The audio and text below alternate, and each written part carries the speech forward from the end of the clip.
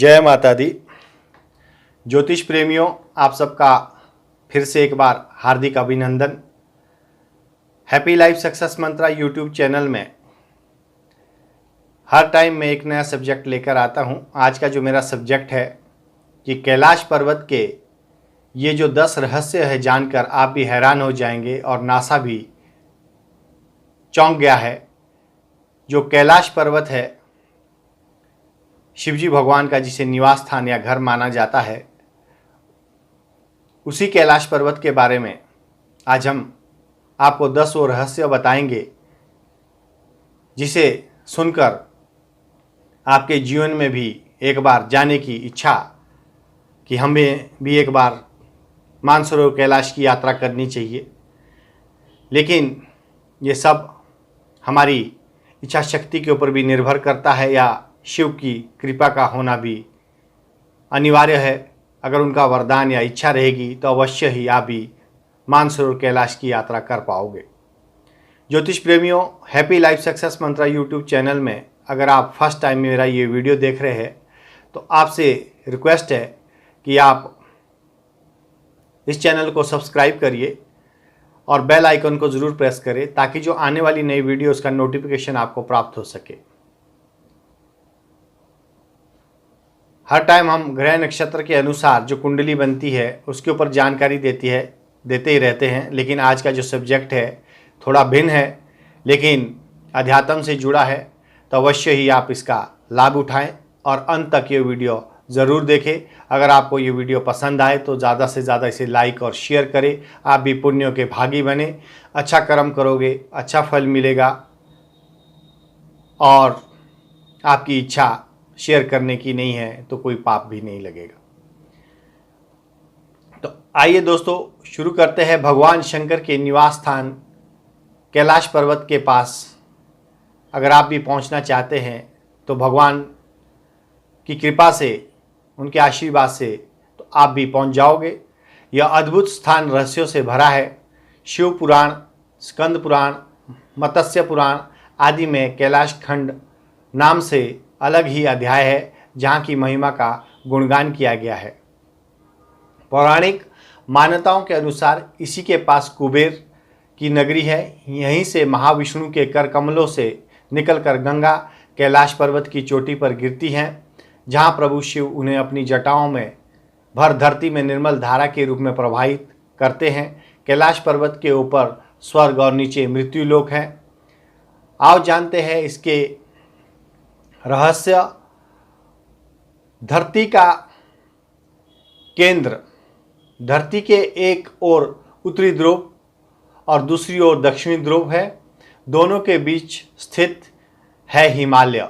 हिमालय का केंद्र है कैलाश पर्वत। वैज्ञानिकों के अनुसार यह धरती का केंद्र है। कैलाश पर्वत दुनिया के 4 मुख्य धर्मों हिंदू, जैन, बुद्ध और सिख का धर्म का केंद्र है। अलौकिक शक्ति का यह केंद्र भी है। यह एक ऐसा भी केंद्र है जिसे एक्सिस मुंडी कहा जाता है। एक्सिस मुंडी अर्थात दुनिया की नाभि या आकाशीय ध्रुव और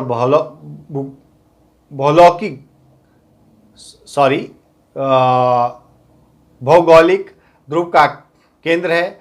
यह आकाश और पृथ्वी के बीच संबंध का एक बिंदु है,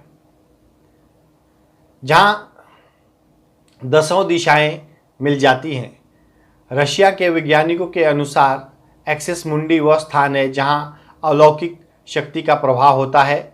आप उन शक्तियों के साथ संपर्क कर सकते हैं। और जानते हैं नेक्स्ट में,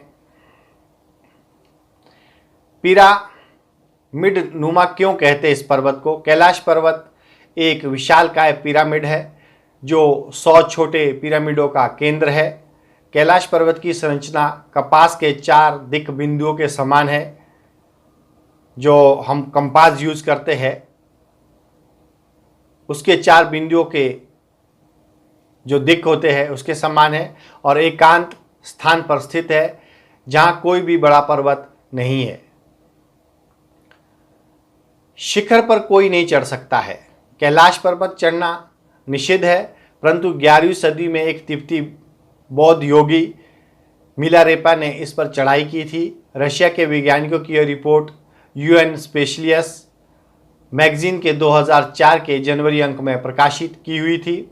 हालांकि मिलारेपा है इसके बारे में कुछ भी नहीं कहा है, इसलिए यह भी एक रहस्य है।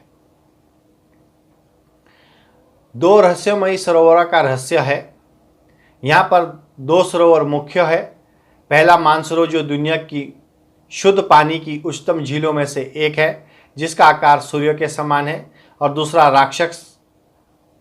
राक्षस नामक जो झील है, दुनिया की खारे पानी की उच्चतम झीलों में से एक है और जिसका आकार चंद्र के समान है। ये दोनों झीलें सौर और चंद्र बल को प्रदर्शित करती है, जिसका संबंध सकारात्मक और नकारात्मक ऊर्जा से है। और जब दक्षिण से देखते हैं तो यह एक स्वस्तिक चिन्ह वास्तव में देखा जा सकता है।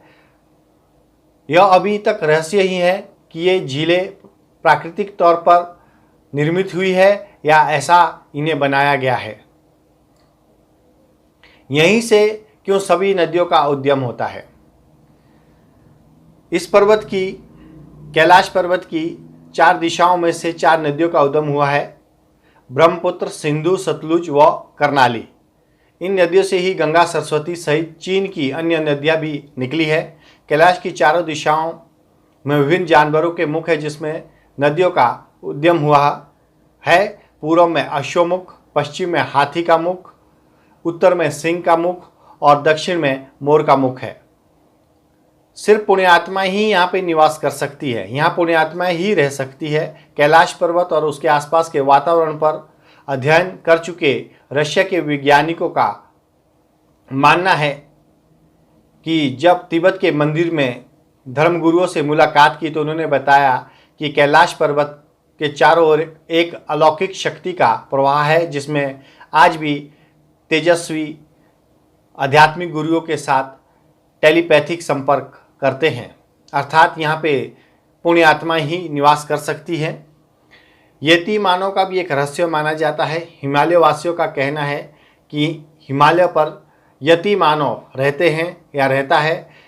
कोई इसे भूरा भालू कहता है, कोई इसे जंगली मानव कहता है।